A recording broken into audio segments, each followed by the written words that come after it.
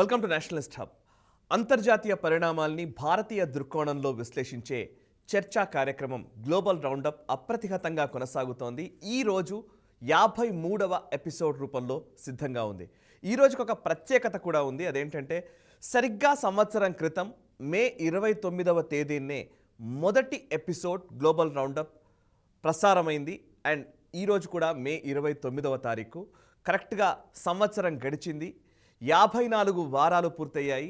53వ episode ఈరోజు మనం నిర్వహించుకోబోతున్నాం. And ఒక్క ఎపిసోడ్ మాత్రమే మధ్యలో గ్యాప్ వచ్చిన పరిస్థితి. బట్ సంవత్సరం అప్రతిహతంగా కొనసాగుతోంది.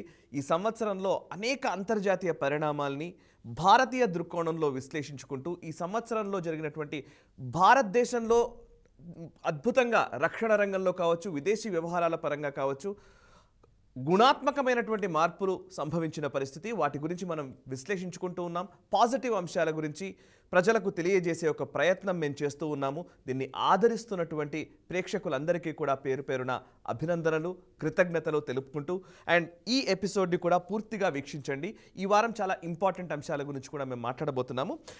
వీటిని ఎక్కువ మందికి రీచ్ చేసే ప్రయత్నం కూడా చేయండి.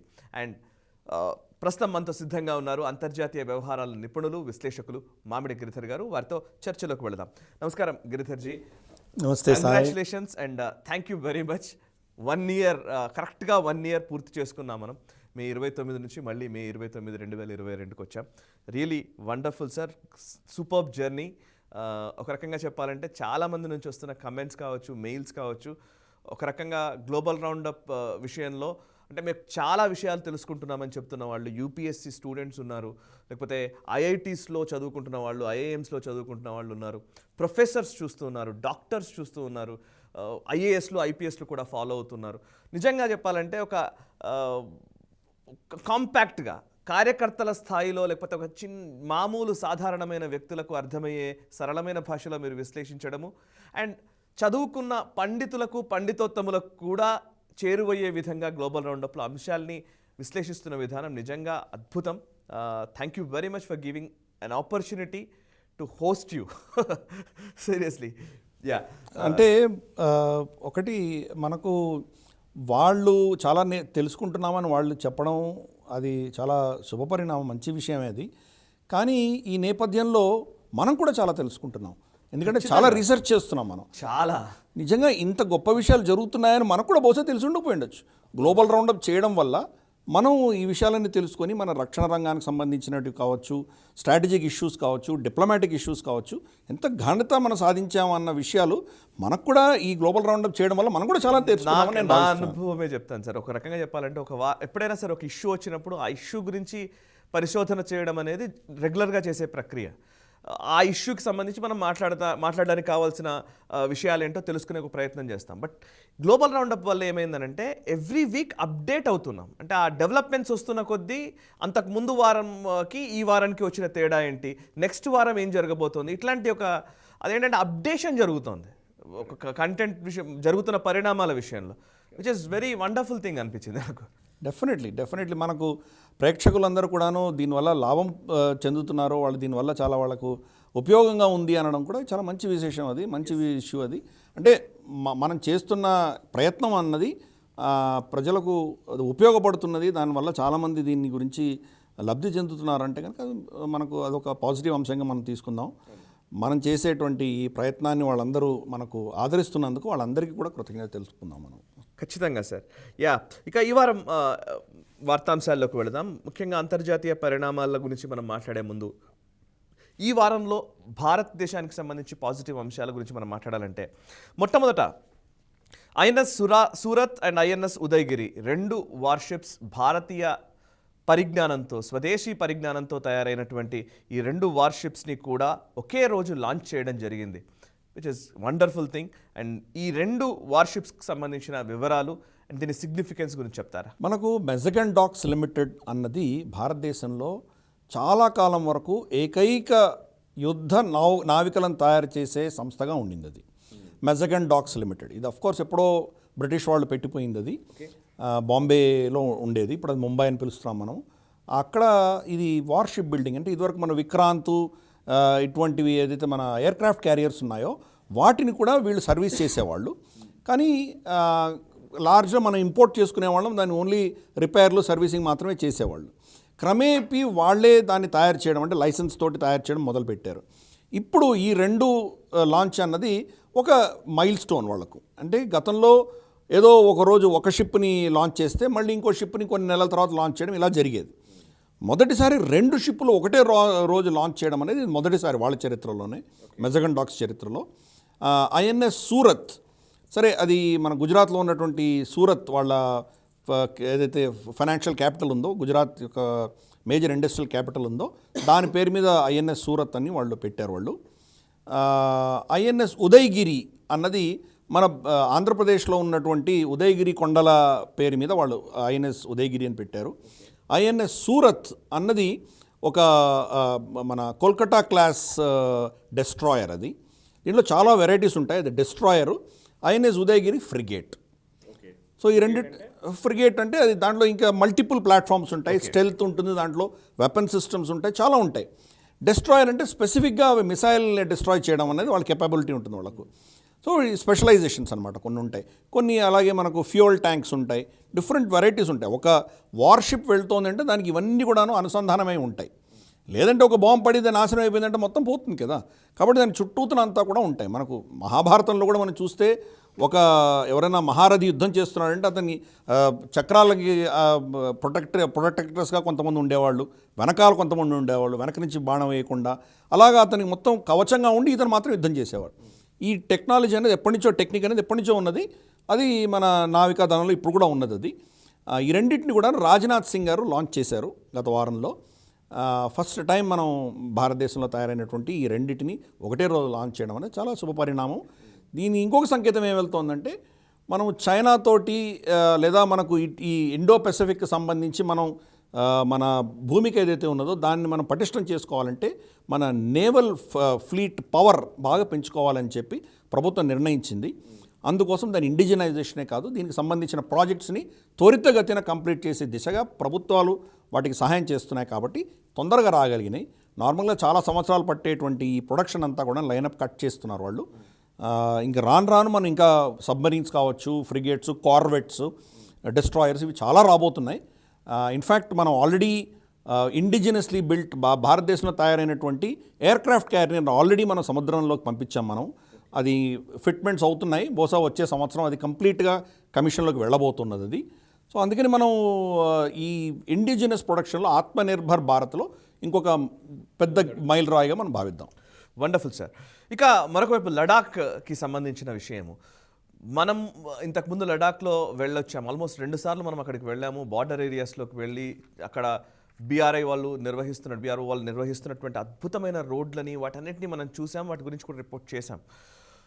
ఇప్పుడు ఒక చాలా కీలకమైన అంశానికి సంబంధించి మనం డిస్కస్ చేయాలని అనిపిస్తోంది. గల్వాన్ లోయలో ఎక్కడైతే కల్నల్ సంతోష్ బాబు ఇంకా కొంతమంది జవాన్లు వీర మరణం పొందారు, దానికి కారణం డర్బుక్ షోక్ డిబిఓ దౌలత్ బేగ్ ఓల్డీ రోడ్. ఆ రోడ్డు నిర్మించిన నేపథ్యంలోనే ఈ స్కర్మిష్ జరిగింది వాళ్ళ లోపలికి. ఇదంతా ఒక పెద్ద ఇష్యూగా మారింది.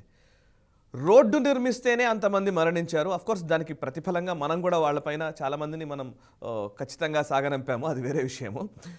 ఇప్పుడు రీసెంట్గా గల్వాన్ రివర్ పైన 7 వంతెనలు వంతెనలు నిర్మిస్తున్నట్టుగా మనకు సమాచారం వస్తోంది.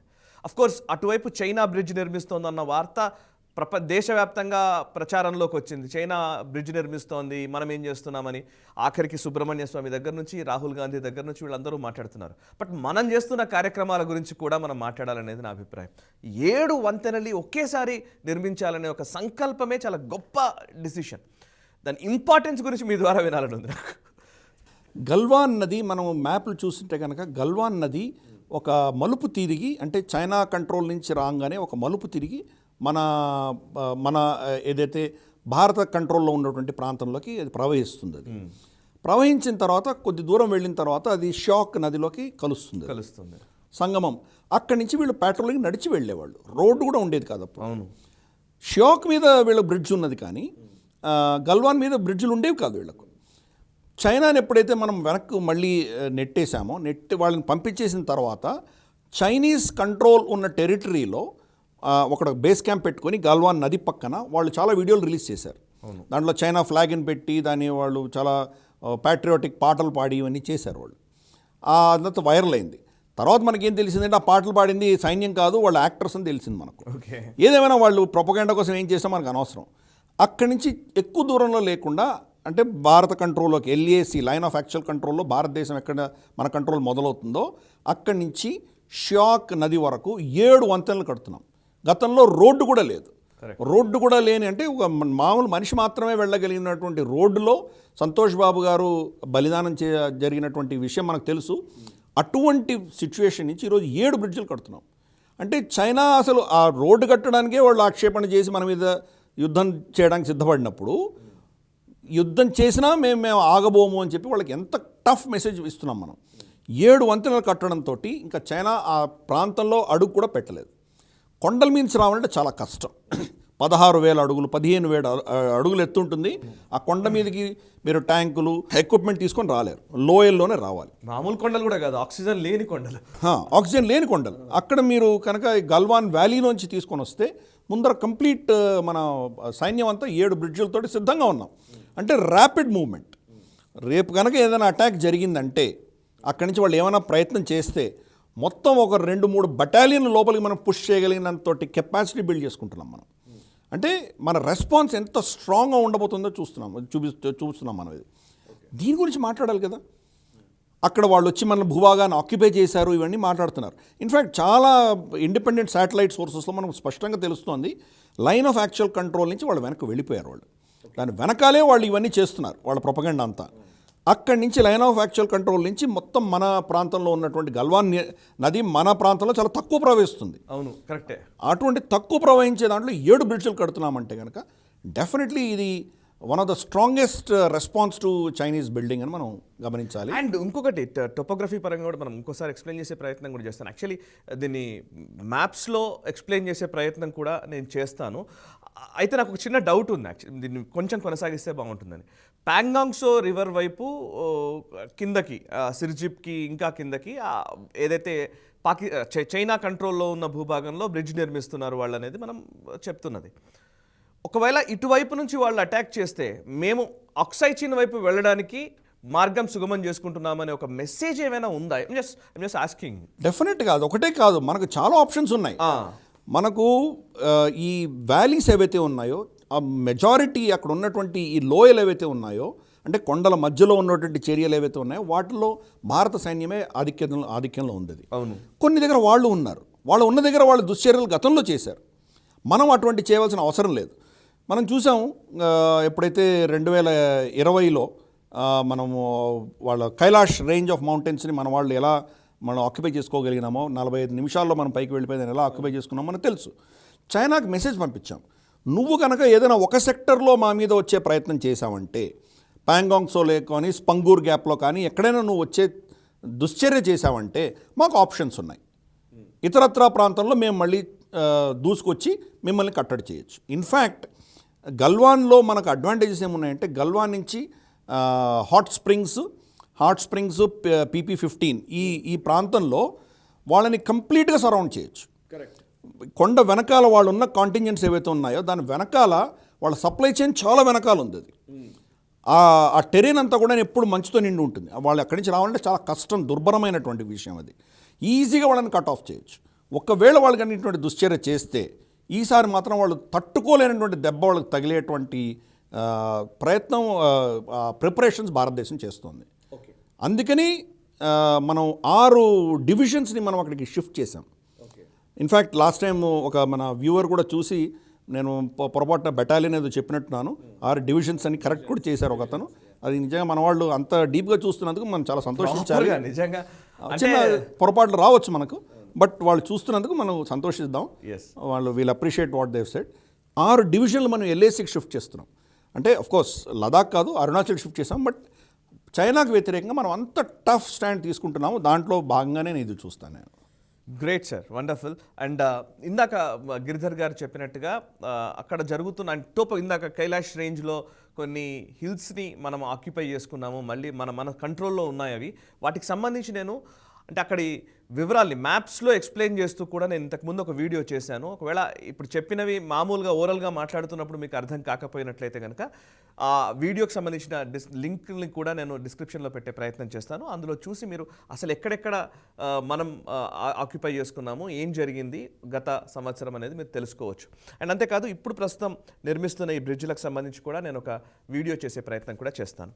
అండ్ ఇక నెక్స్ట్ అద్భుతమైన వార్త, శ్రీనగర్ లాల్ చౌక్ నుంచి మనం మాట్లాడుకున్న రోజు నాకు ఇప్పటికీ గుర్తు. 2019 నవంబర్లో మనం వెళ్ళిన సందర్భంలో ఈ ఆర్టికల్ 370 రిమూవల్ తర్వాత మనం అక్కడికి వెళ్ళినప్పుడు లాల్ చౌక్లో ఉండి మనం మాట్లాడుకుంటున్నప్పుడు ఇక్కడే భారత జెండాని తగలబెట్టిన సందర్భాలు ఉన్నాయి.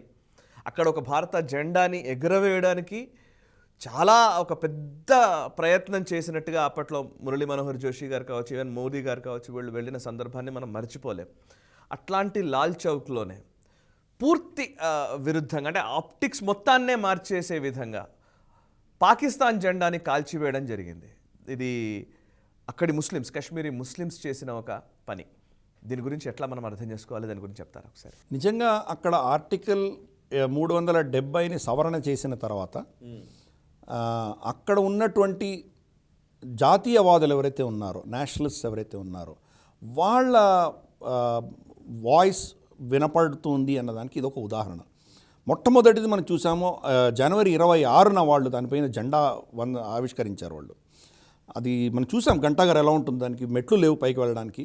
వాళ్ళు మన ఎలక్ట్రిసిటీ క్రేన్ తీసుకొచ్చి దాంతో వాళ్ళు కట్టి దాన్ని అక్కడ హాయిస్ట్ చేశారు వాళ్ళు ఫస్ట్ టైం. ఈసారి అక్కడ పాకిస్తానీ జెండాను వాళ్ళు తగలబెట్టారు. నార్మల్గా పాకిస్తాన్ వ్యతిరేకంగా ఏమైనా చేస్తే కనుక అక్కడంతా ధర్నాలు అయ్యి స్టోన్ పెల్టింగ్ గొడవలు అయ్యేవి. అటువంటిది అవి ఏమీ జరగకుండా అక్కడ అందరూ చూస్తుండగా అందరి ఎదురుగా వాళ్ళు రికార్డ్ చేసి పాకిస్తాన్ జెండాని తగలబెట్టారు. ఎందుకు చేశారంటే పాకిస్తాన్ ఈ మధ్యలో పాకిస్తాన్ ప్రేరేపిత ఉగ్రవాద సంస్థలు ఏవైతే ఉన్నాయో అవి టార్గెటెడ్ కిల్లింగ్స్ చేస్తున్నాయి. ఎస్పెషలీ పండితుల్ని చంపింది. పండితులే కాదు, ఈవెన్ కాశ్మీరీ ముస్లిమ్స్ కూడా చంపడం మొదలుపెట్టింది. ఎస్పెషలీ వాళ్ళ పోలీస్ ఆఫీసర్ని. గతంలో 3-4 కాశ్మీరీ జమ్మూ కాశ్మీర్ పోలీస్ 3-4 చనిపోయారు. వాళ్ళు కాశ్మీరీ ముస్లిమ్స్. ఒక అతను రీసెంట్గా చనిపోయిన అతనికి అయితే 5 మంది పిల్లలు ఉన్నారు, చిన్న పిల్లలు. అతన్ని చంపేశారు వాళ్ళు. అలాగే వాళ్ళ టీవీ యాక్ట్రెస్ని చంపారు. సో ఇలాగ కాశ్మీరీ ముస్లిమ్స్ కూడా టార్గెట్ చేస్తున్నారు. ఎవరైతే జాతీయవాదులో, ఎవరైతే ఇస్లాంకి విరుద్ధంగా ఉన్నారో, వాళ్ళ తాలిబాన్ అజెండాకి విరుద్ధంగా ఉన్న వాళ్ళనందరినీ వాళ్ళు అటాక్ చేస్తున్నారు. దీనికి వ్యతిరేకంగా వీళ్ళు తగలబెట్టారు. ఒకప్పుడు భారత జెండాను తగలబెట్టిన ప్లేస్లో ఈరోజు భారత జెండాను ఆవిష్కరించి పాకిస్తాన్ జెండాను తగలబెడుతున్నారంటే కనుక ఇటువంటి పరిస్థితిని తీసుకొచ్చిన ప్రభుత్వాన్ని ఫస్ట్ మనం అభినందిద్దాము, అక్కడ ప్రజలను అభినందిద్దాము. అక్కడ ఉన్నటువంటి జాతీయవాదాన్ని మనం మర్చిపోకూడదు. ఉన్న ప్రతి కశ్మీరీ కూడాను భారత వ్యతిరేక అనుకోవడం చాలా తప్పు.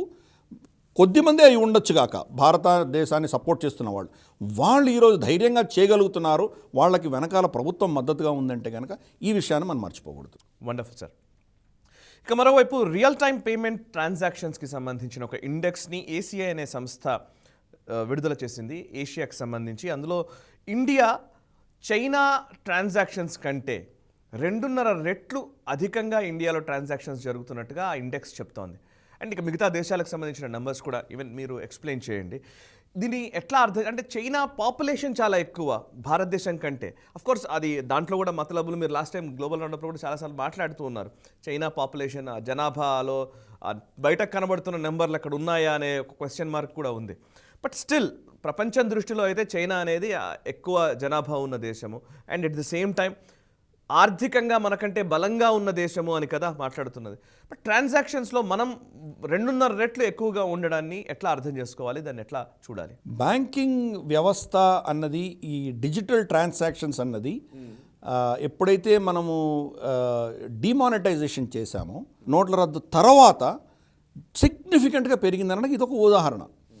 అప్పుడు డిమానిటైజేషన్ తిట్టని వాళ్ళు లేరు, ప్రతి ఒక్కరు తిట్టారు. రాహుల్ గాంధీ చిరిగిపోయిన తన షర్టు పాకెట్ని చూపించి గొడవ చేసి ఇంతమంది చనిపోయారు, దీనికి అంతా మోదీయే కారణమని చాలా రాద్ధాంతం చేశారు వాళ్ళు. అప్పుడు మోదీ గారు చేసింది ఈరోజు మనం ఎఫెక్ట్స్ చూస్తున్నాం. ఈరోజు UPA finance minister P Chidambaram ఏమన్నారు, ఆయన ఈ దేశంలో అటువంటిది ఎప్పుడు జరగదు డిజిటైజేషన్, ఎంతమందికి అకౌంట్లు ఉన్నాయి, ఎన్ని పిఓఎస్లు పెడతారు మీరు, ఎన్ని కార్డులు తీసుకొస్తారా అని చెప్పినటువంటి వ్యక్తి ఈరోజు కార్డులు అక్కర్లేదు, జస్ట్ డిజిటల్ ఫుట్ మన థంబ్ ఇంప్రెషన్ తోటి మీరు ట్రాన్సాక్షన్స్ చేయవచ్చు, అలాగే మన స్మార్ట్ ఫోన్స్ తోటి మనం పేటిఎమ్, గూగుల్ పే ఇటువంటి వాటిని చేస్తున్నాం మనం. అంటే అసలు చదువు కూడా రానటువంటి వాళ్ళు డిజిటల్ పేమెంట్స్లో వెళ్ళిపోయారు. కరెక్ట్. ఆఖరికి మీకు బుట్టలు పెట్టుకొని వీధుల్లో అమ్ముకుంటున్నటువంటి కూరగాయలు పండ్ల వాళ్ళు కూడా డిజిటల్ ట్రాన్సాక్షన్స్ చేస్తున్నారు. అడుక్కు తినేవాళ్ళు కూడా ఈరోజు డిజిటల్ పేమెంట్స్ తీసుకుంటున్నారు. అంతటి డిజిటైజేషన్ దేశంలో జరిగిందనడానికి ఇది ఒక ఉదాహరణ. దీనిలో చూస్తే కనుక 2021 స్టాటిస్టిక్స్ మనకు వచ్చినాయి, ఏసీఐ వెళ్ళిచ్చినవి. దీని ప్రకారం భారతదేశంలో 48,605 మిలియన్ ట్రాన్సాక్షన్స్ జరిగినాయి ఆ ఒక్క సంవత్సరంలో. అదే సంవత్సరంలో చైనాలో 18,549 మిలియన్లు జరిగినాయి. అంటే 20,000 కూడా కాదు వాళ్ళు. అంటే ఆల్మోస్ట్ 2.5 రెట్లు మనం వాళ్ళకంటే ఎక్కువ చేసాం మనం. అంటే ఇంత విస్తృతంగా ఆల్రెడీ సోకాల్డ్ సోషలిజము ఉండి ప్రతి ఊరిలో కూడాను వాళ్ళ బ్యాంకింగ్ పెనిట్రేషన్ ఉన్నటువంటి దేశంలో కూడా, బట్ ఆఫ్ కోర్స్ ఇది మనకు ఏషియా పెసిఫిక్, అమెరికా దీంట్లో స్టాటిస్టిక్స్ లేదు, లార్జ్గా ఏషియన్ దేశాల గురించి దీంట్లో స్టాటిస్టిక్స్ ఉన్నాయి. బట్ ఈ 2 దేశాల తర్వాతే ఏమైనా అమెరికా ఇంతకంటే చాలా తక్కువ ఉంది. మనకంటే ఆల్మోస్ట్ 10వ వంతు ఉంది అమెరికా, అంతే. మనం వాళ్ళకంటే 10 రెట్లు ఎక్కువ ఉన్నాం నంబర్ ఆఫ్ ట్రాన్సాక్షన్స్లో. తర్వాత చూస్తే థాయిలాండ్ 9,734 మిలియన్ ట్రాన్సాక్షన్స్. అలాగే సౌత్ కొరియా 7,351 మిలియన్ ట్రాన్సాక్షన్స్. అంటే వీళ్ళందరినీ కలిపితే కూడా భారతదేశంలో సరి సమానం కాదు, వీళ్ళందరూ కలిపితే కూడా అన్ని ట్రాన్సాక్షన్స్ జరుగుతున్నాయి ఈ దేశంలో. ఇంత పాజిటివిటీ గురించి ఎవరు మాట్లాడరు? ఎందుకు మెయిన్ స్ట్రీమ్ మీడియా ఎందుకు మాట్లాడదు? అసలు ఈ నోట్ల రద్దీ వల్ల మొత్తం ఎకానమీ అంతా కుదేలైపోయింది, కంపెనీలు మూతపడ్డాయి, బిజినెస్లు మూతపడ్డాయని రోజు అరుస్తున్నటువంటి వామపక్షాలు ఇది ఎందుకు చూడట్లేదు? వాళ్ళు వాళ్ళ ఐడియాలజికల్ దేశమైనటువంటి చైనా మనకంటే 2.5 రెట్లు మనం వాళ్ళకంటే ఎక్కువ ఉన్నామంటే కానీ వాళ్ళు తట్టుకోలేకపోతున్నారేమో బహుశా. ఈ స్టాటిస్టిక్స్ మనం బయట పెట్టాలి, ప్రజలకు తెలియాలి. నిజంగా జరుగుతున్న దేశంలో జరుగుతున్న అసలైన మార్పులు ఇవి పెద్ద 9 గంటల ఈవినింగ్ ప్రైమ్ టైం న్యూస్లో అనౌన్స్ చేయరు, హెడ్లైన్స్ రావు. ఇవి ఏదో చిన్న ఘటన జరిగితే దాన్ని హెడ్లైన్స్గా వేసుకునేటువంటి కుహనా మేధావులు ఇప్పుడు మన పాతకాలపు జర్నలిస్ట్ ఎవరైతే ఉన్నారో వాళ్ళు తెలుసుకోవాలి, ఇంతకంటే పెద్ద హెడ్లైన్ ఏమైనా ఉంటుందా? Perfect, correct. చైనా మన పాపులేషన్ సరి సమానం లిటరల్గా. అటువంటి దేశాన్ని ఇంతకాలం మనకంటే 30 ఏళ్ళు వాళ్ళ ముందస్తుగా వాళ్ళు చాలా గ్రోత్ ఉన్నటువంటిది, మనకంటే 8 రెట్ల పెద్ద ఎకానమీ ఉన్నటువంటి దేశం, దానికంటే మనం 2.5 రెట్లు ఎక్కువ డిజిటల్ ట్రాన్సాక్షన్స్ చేస్తున్నాం. ఎంత సక్సెస్ స్టోరీ ఇది! పర్ఫెక్ట్. డిమానిటైజేషన్కి ఒక పెద్ద పాజిటివ్ స్టాంప్ కింద నేను భావిస్తాను. ఇది డిమానిటైజేషన్ తిట్టిన వాళ్ళకి పెద్ద చెంపదెబ్బగా నేను భావిస్తాను. Wonderful sir. ఇక మిగతా వార్తల్లోకి వెళదాం. యాక్చువల్లీ నిజంగా చెప్పాలంటే గ్లోబల్ రౌండప్ ఈ రోజు చర్చకు సంబంధించి చాలామంది వ్యూవర్స్ ఎదురు చూస్తున్న అంశం నాకు తెలిసి క్వాడ్ సమ్మిట్. అందులో దాని గురించి మామిడి గిరిధర్ గారి విశ్లేషణ డెఫినెట్లీ. ఎందుకంటే క్వాడ్ సమ్మిట్ టోక్యోలో జరిగింది. మనం చాలా రోజుల నుంచి మాట్లాడుతున్నాం క్వాడ్ దేశాలకు సంబంధించిన డెవలప్మెంట్స్ లేదా పరస్పరం మనం ఎటువంటి సహకారాన్ని ఇచ్చిపుచ్చుకోవాలనుకుంటున్నాము, చైనాని నిలువరించడానికి ఇది ఎంత మేర ఉపయోగపడుతుందనే విషయానికి సంబంధించి మనం అనేక సందర్భాల్లో మనం మాట్లాడుతూనే ఉన్నాం. ఈసారి టోక్యోలో జరిగినటువంటి క్వాడ్ సమ్మిట్, ఒకవైపు టోక్యోలో ఒక క్వాడ్ సమ్మిట్ జరుగుతుంటే భారతదేశం చాలా డిసైసివ్గా అక్కడ కనిపించింది. బట్ అదే సమయంలో ఇంకొక వైపు లండన్ వేదికగా మిస్టర్ సోకాల్డ్ 50 సంవత్సరాల యువనేత Rahul Gandhi ideas for India అని, ఇండియాకి సంబంధించి ఐడియాస్ విషయంలో ఆయన ఏదో మాట్లాడుతూ పాపం ఆయన ఇబ్బంది పడుతూ భారతదేశాన్ని ఇంకొక కోణంలో చూపించే ఒక ప్రయత్నం కూడా చేశారు. అదే సందర్భంలో మీరు లాస్ట్ వీక్ నేను అటెండ్ కాలేకపోయాను ఇండియా ఐడియాస్ కాంక్లేవ్ ఏదైతే బెంగళూరులో జరిగింది ఇండియా ఫౌండేషన్ వాళ్ళ ఆధ్వర్యంలో. చాలా అద్భుతమైన కాంక్లేవ్, నేను మిస్ అయిపోయాను. బట్ మీరు వెళ్ళారు అక్కడికి. ఒకవైపు ఏమో పాజిటివ్ చేంజెస్ ఇండియాకి సంబంధించి ఏం జరుగుతున్నాయనే వాటి మీద ఒక కాంక్లేవ్ జరిగితే, ఇంకొక వైపు ఏమో రాహుల్ గాంధీ లాంటి వ్యక్తి నెగటివ్ ధోరణిలో మాట్లాడడము. అఫ్ కోర్స్ భారత రిప్రజెంటేషన్ ఎక్కడ టోక్యోలో క్వాడ్ సమ్మిట్లో జరిగినటువంటి ఒక అద్భుతమైన సన్నివేశాలు.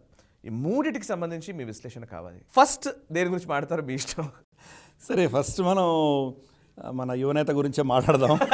తర్వాత మనం మోదీ గారి దగ్గరికి వెళ్దాం.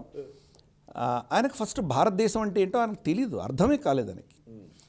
ఆయన ఇది నేషనే కాదు, ఇది యూనియన్ ఆఫ్ స్టేట్స్ అని అన్నాడు ఆయన. కరెక్ట్. యూనియన్ ఆఫ్ స్టేట్స్ అంటే స్టేట్స్లో ఆంధ్రప్రదేశ్ ఉందా? తెలంగాణ లేదు కదా ఫస్ట్లో. తెలంగాణ ఇప్పుడు వచ్చింది కదా. ఉత్తరప్రదేశ్ ఉండింది కదా, ఉత్తరప్రదేశ్ నుంచి ఉత్తరాఖండ్ తర్వాత వచ్చింది కదా. అలాగే మధ్యప్రదేశ్ నుంచి ఛత్తీస్గఢ్ తర్వాత వచ్చింది కదా, బీహార్ నుంచి జార్ఖండ్ తర్వాత వచ్చింది కదా. Union of what state?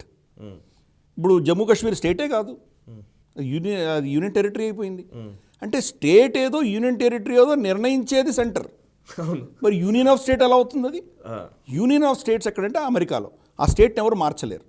Perfect federal structure. Federal structure అది ఒక యూనిటరీగా యూనియన్ అన్నీ కలిస్తే కానీ ఒక సెంట్రల్ గవర్నమెంట్ ఫామ్ చేసుకున్నారు. మనది కానీ కాదు. ఎవరి చట్టం వాడితే మళ్ళీ కరెక్ట్. అక్కడ అస్సాం నుంచి మన నాగాల్యాండ్, మేఘాలయ ఇన్ని రాష్ట్రాలు మనం క్రియేట్ చేసుకున్నాం.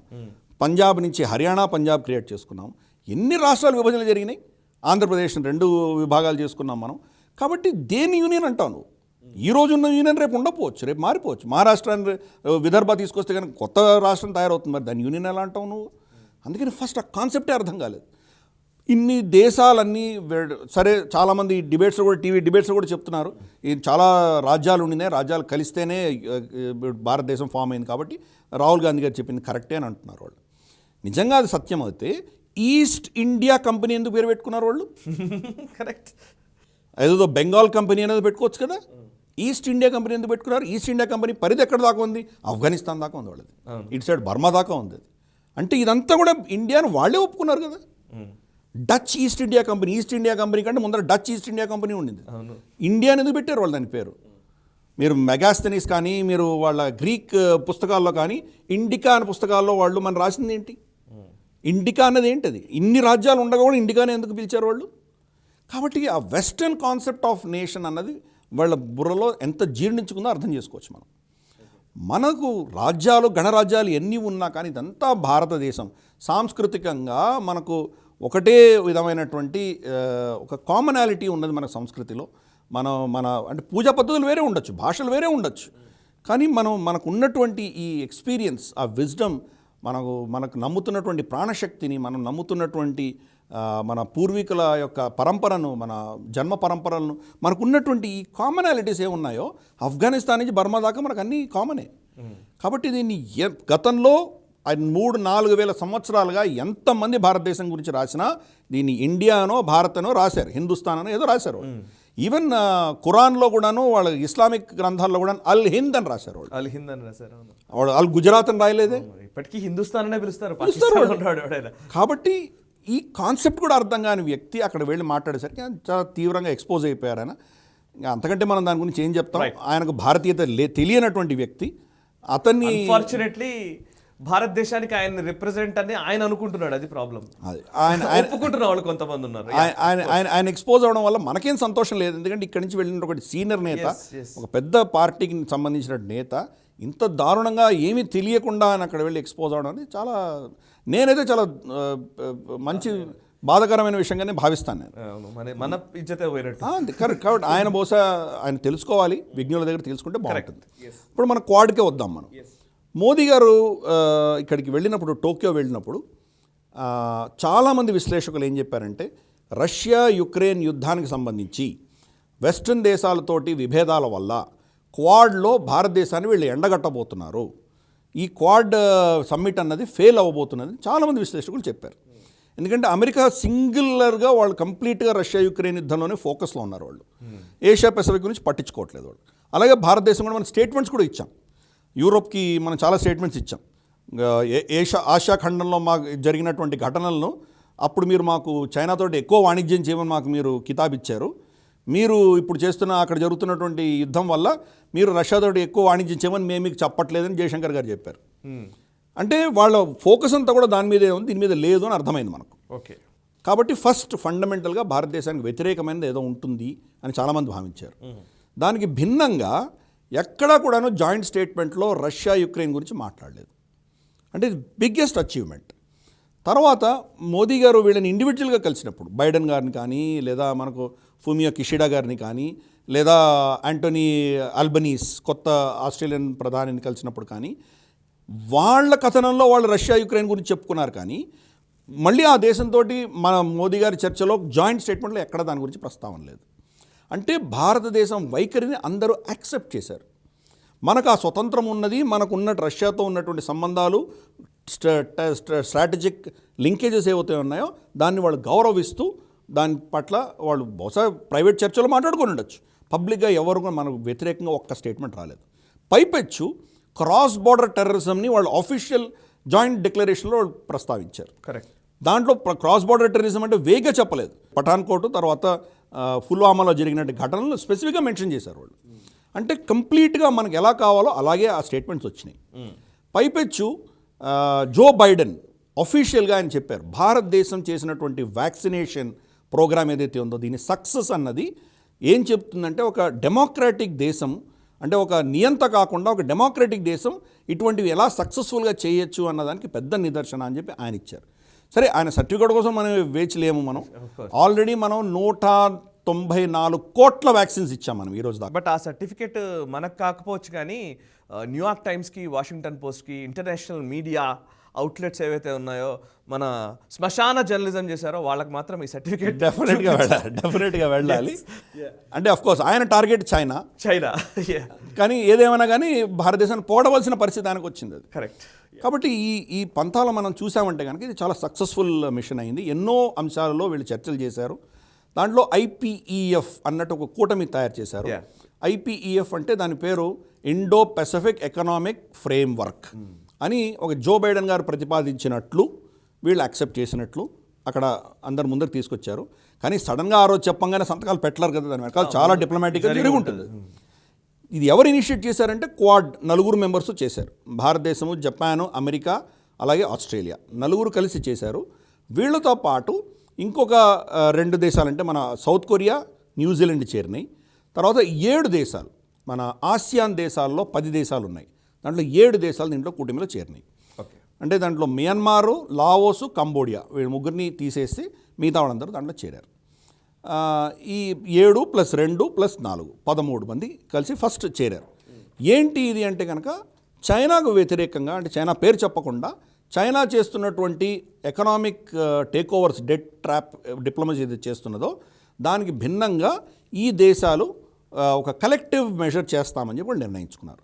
అంటే అమెరికా ఒకటే దేశం, ఒక దేశం మాత్రమే చైనాను ఎదుర్కొనే పరిస్థితి లేదు అని వాళ్ళ పెంటగన్ రిపోర్టే వచ్చింది. మనం ఈరోజు కనుక యుద్ధం చేస్తే చైనాని మనం ఎదుర్కోలేము, మన నేవీ అంత ప్రిపేర్డ్గా లేదు, మన లాజిస్టిక్స్ అంత పక్కాగా లేవు, చైనాను ఓడించలేమని వాళ్ళే ఒప్పుకున్నారు. సో కాబట్టి నేవల్ యుద్ధం రాకముందరే ఎకనామిక్గా కనీసం మనం యుద్ధం చేయాలంటే ఒక కూటమి రావాలి అని చేశారు మనం. దీన్ని మన వాళ్ళు చాలామంది క్రిటిసైజ్ చేశారు. రిసెప్ లాంటి దాన్ని భారతదేశం చేరకుండా బయటకు వచ్చేసింది కదా, మరి దీంట్లో ఎందుకు వెళ్ళారు ఐపీఎఫ్లో, ఇది అమెరికాకు బానిసలు అంటూ వీళ్ళు కొంత వామపక్ష అనలిస్ట్ చెప్పడం మొదలుపెట్టారు. దీంట్లో నిజంగా ఏం చేయబోతున్నామో స్పష్టత లేదు దీంట్లో. రేపు ఒక్కొక్క ఇండివిజువల్ ఆస్పెక్ట్లో చర్చలు జరుగుతాయి. చర్చలు జరిగి ఇదొక సంస్థ కాదు, ఒక అగ్రిమెంట్ మాత్రమే.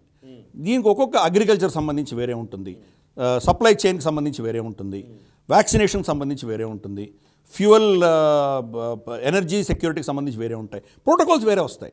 దాంట్లో భారతదేశం మనకు నచ్చదో, మనకి ఏది మన ఇంట్రెస్ట్ సరిపోదో దాన్ని మనం తిరస్కరిస్తాం. మోదీ గారు లాస్ట్ మినిట్లో తిరస్కరించారే. ఆల్మోస్ట్ ఆయన ఫ్లైట్ పట్టుకోబోతున్నప్పుడు రిజెక్ట్ చేశారు. ఆయన సంతకం పెట్టడానికి వెళ్తున్నప్పుడు రిజెక్ట్ చేశారు. కాబట్టి మన ఇంట్రెస్ట్ కాపాడుకునే దిశగానే మనం చేస్తాము, దానివల్ల భయపడాల్సిన అవసరం లేదు. కానీ ఇప్పుడు ఐపీఎఫ్ మాత్రం చైనాకు వ్యతిరేకంగా నిలబడేట ఒకటి శక్తిగా ఎదిగింది. ఇది రెండవ ఉపలబ్ధి, అక్కడి నుంచి వచ్చినటువంటి సెకండ్ అచీవ్మెంట్. మూడవది, మోదీ గారు అక్కడ బిజినెస్ లీడర్స్ అంతా కలిశారు. ఆయన బిజినెస్ లీడర్స్తో ఎందుకు కలిశారంటే కనుక చైనా నుంచి వాళ్ళు కూడా బయటికి రావాలి. వాళ్ళు చైనాలో ఇరుక్కుపోయినారు. మ్యాక్సిమం ఇంపాక్ట్ ఎక్కడ చూశారంటే వాళ్ళు షాంఘాయ్లో వాళ్ళు రమారమి 3,000 నుంచి 4,000 మంది జాపనీస్ ఇరుక్కుపోయారు. అక్కడ షాంఘాయ్ షట్ డౌన్ అవ్వగానే వాళ్ళు బయటకు వచ్చే పరిస్థితి లేదు, చాలా దుర్భరమైన పరిస్థితిలో ఇరుక్కుపోయారు వాళ్ళు. ఇటువంటి నియంతృత్వపు చర్యలను వాళ్ళు తట్టుకోలేకుండా ఉన్నారు. ప్రత్యామ్నాయం కావాలి, ఎక్కడికి వెళ్ళగలరు? బహుశా భారతదేశానికి వస్తే బాగుంటుందని వాళ్ళు దానికి మనం పిచ్చింగ్ చేస్తున్నాం. ముందరే వెళ్ళి ముందస్తుగానే వాళ్ళతో మాట్లాడడం చేశాం మనం. అంతనే కాదు, మాజీ ప్రధానులు 3 కలిశారు మోదీ గారు. మోరీ గారిని కలిశారు, అలాగే సుగాని కలిశారు, తర్వాత షింజో ఆబేని కలిశారు. మోరీ అన్న ఆయన జపాన్ ఇండియా అసోసియేషన్ అని చెప్పి ఒక ఆర్గనైజేషన్ ఉంది. ఇది 1903లో స్థాపించబడింది. ఇన్ఫ్యాక్ట్ నేతాజీ సుభాష్ చంద్రబోస్ యుద్ధం చేస్తున్నప్పుడు మన స్వతంత్రానికి సపోర్ట్ చేసినటువంటి సంస్థ ఇది.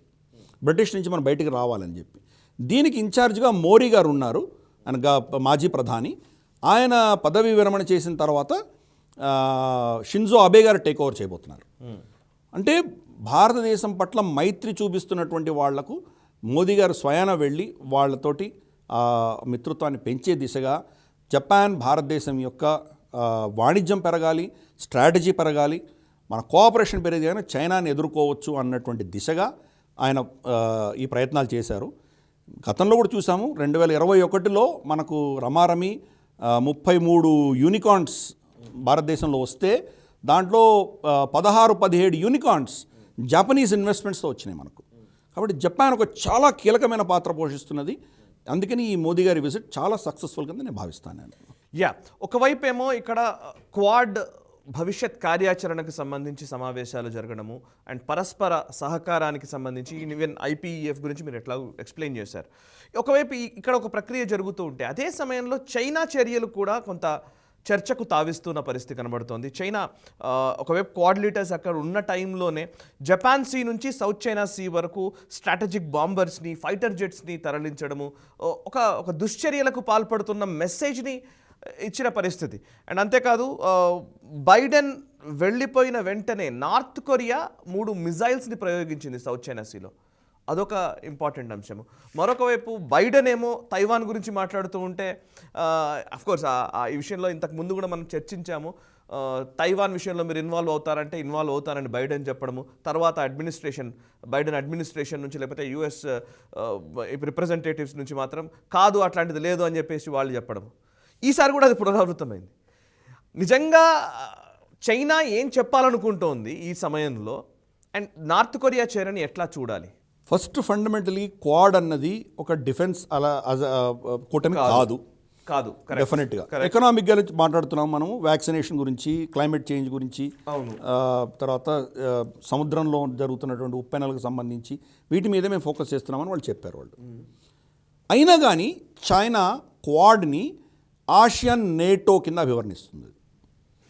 వాళ్ళకి భయం ఉన్నది, లోపల భయం ఉంది. వీళ్ళు ఏం మాట్లాడుకుంటున్నారో తెలియదు.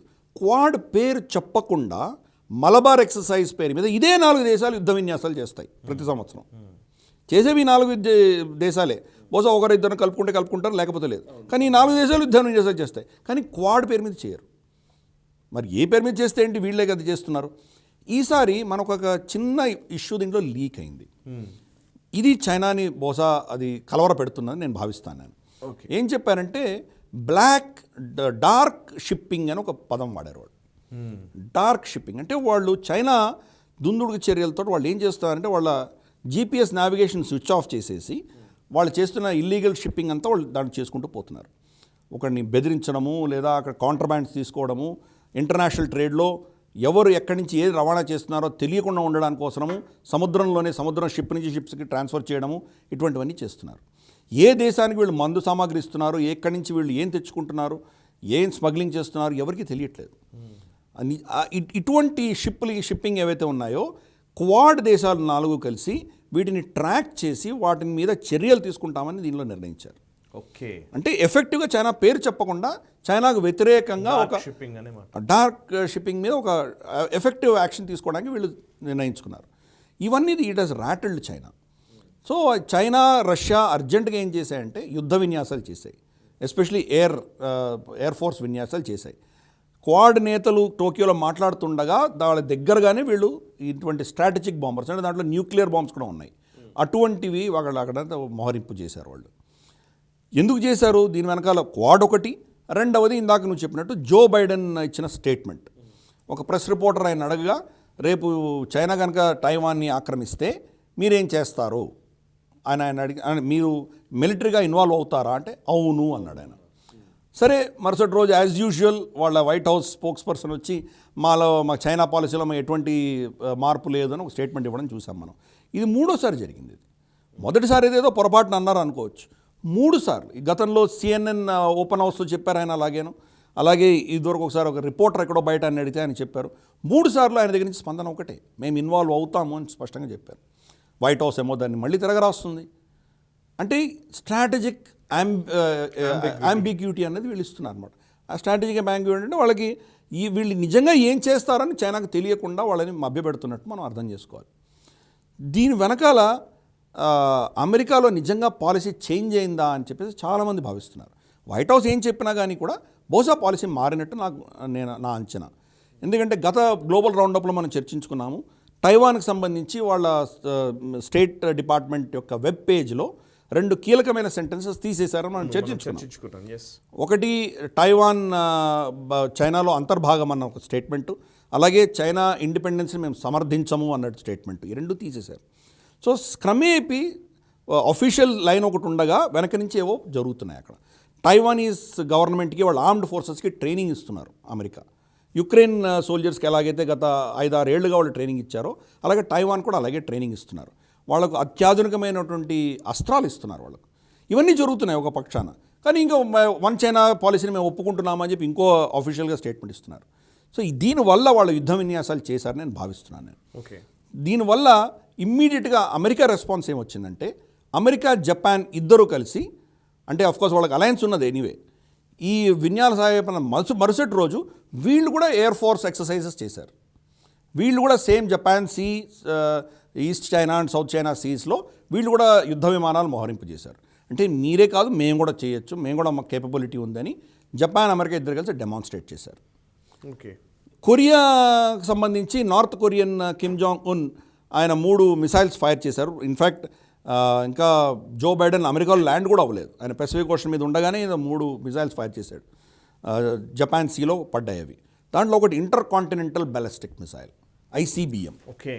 ICBM అంటే అమెరికా దాకా వెళ్ళగలిగిన కెపాసిటీ ఉన్నటువంటిది. 3 ఫైర్ చేశారు వాళ్ళు. సో దీని యొక్క ట్రాకింగ్ అనేది ఫస్ట్ సౌత్ కొరియాకు అనుకుంది, తర్వాత జపాన్ కూడా ఒప్పుకుంది, వాళ్ళ ట్రాకింగ్లో దొరికాయి. ఈ దుందుడుకు చర్యలన్నీ వీళ్ళు ఎందుకు చేస్తున్నారంటే, China of course, north Korea China proxy, వాళ్ళకంటూ ఇండిపెండెన్స్ లేదు, చైనా ఏం చెప్తే అది వినాలి. రష్యా కూడా మోరర్లెస్ ఈ యుద్ధం తర్వాత చైనా ఏం చెప్తే అది వాళ్ళు కూడా వినే పరిస్థితి. అంటే ఒక కూటమి ఫామ్ అయి క్వాడ్కి వ్యతిరేకంగా వాళ్ళు ఇటువంటి చర్యలు చేస్తున్నారంటే వాళ్ళు భయపడుతున్నారు అని మనకు స్పష్టంగా అర్థమవుతున్నది. ఈ క్వాడ్ యొక్క సక్సెస్ వల్ల చైనాలో ఎక్కడో గుబులు మొదలైంది, అందుకనే ఇటువంటి చర్యలు చేస్తున్నారని అర్థమవుతున్నది. అంటే క్వాడ్ ఏ విషయంలో వీళ్ళందరూ కలిశారో అది సక్సెస్ అవుతున్నట్టు నేను భావిస్తున్నాను. Super sir. అండ్ వీగర్ ముస్లింల గురించి మనం చాలా రోజుల నుంచి మాట్లాడుతూ ఉన్నాము. చైనా షిన్జియాంగ్ ప్రావిన్స్లో ఉన్నటువంటి వీగర్ ముస్లింలకు సంబంధించి మానవ హక్కుల విషయంలో వీగర్ ముస్లింల గురించి ఎందుకు మాట్లాడరు అనే మాట మనం అనేక సందర్భాల్లో మాట్లాడే పరిస్థితే ఉంది.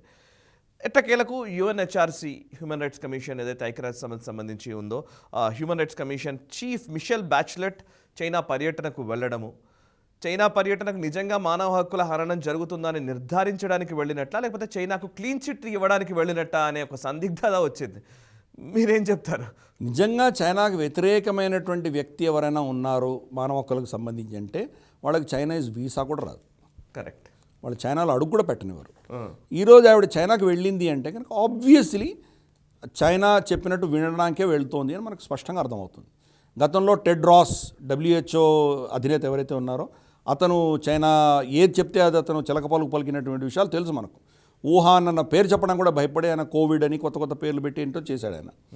అలాగే వాళ్ళు ఇచ్చిన చైనా ఏ రిపోర్ట్లు ఇస్తే దాన్నే WHO రిపోర్ట్లుగా ప్రజెంట్ చేసినటువంటి వ్యక్తి ఆయన. అలాగే UN సంస్థలు ఒకదాని తర్వాత ఒకటి చైనా కబ్జా చేసుకుంటూ వెళ్తోంది.